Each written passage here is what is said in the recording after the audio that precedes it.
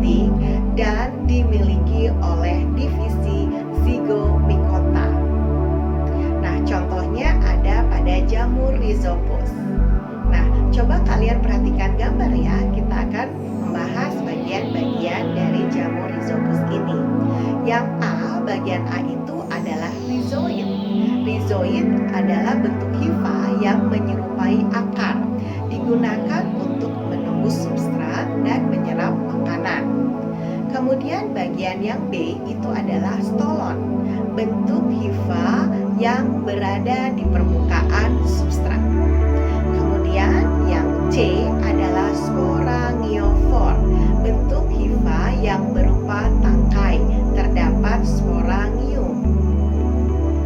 Kemudian di bagian D itu adalah sporangium atau yang kita sebut dengan kotak spora.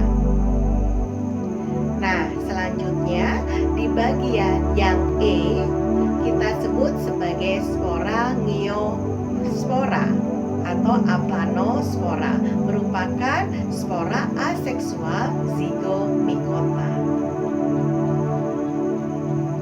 Oke, yang kedua kita bahas Conidiospora.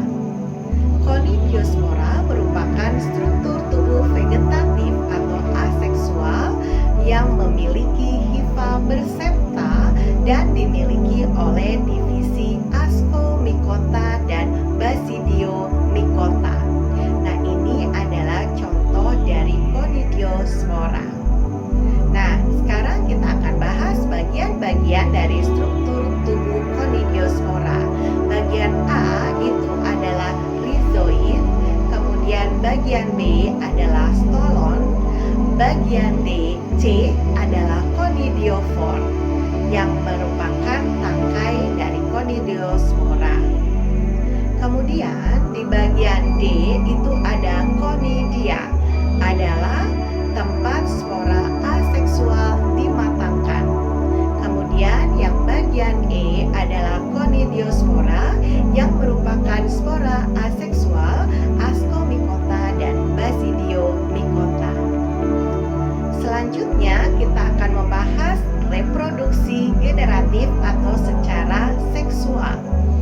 Reproduksi generatif pada jamur dengan pembentukan spora seksual melalui peleburan antara hifa yang berbeda jenis.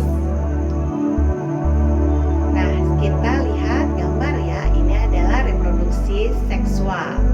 Nah, tahap-tahap dari gambar sebelumnya adalah yaitu di sini contohnya reproduksi seksual pada Zygomicota. Yang pertama, dua hifa zygofor homotalik atau heterotalik yang telah memiliki gametangium saling bertemu. Selanjutnya yang kedua hifa saling bertemu atau singami. Tahap yang ketiga adalah kedua hifa melakukan peleburan sitoplasma atau plasmogami dan pertukaran materi genetik atau fase heterokaryotik. Tahap yang keempat adalah pertemuan menghasilkan zygosporangium yang berisi zygospora.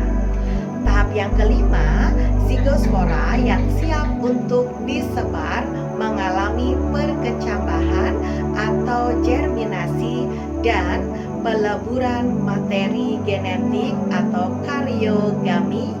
Fase heterokaryotik berakhir.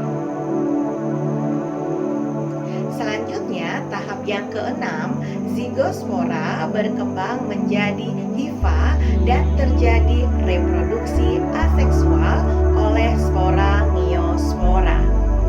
Tahap yang ketujuh, dihasilkan dua hifa baru dengan jenis berbeda yang kemudian tiap akan bertemu kembali ke tahap yang pertama.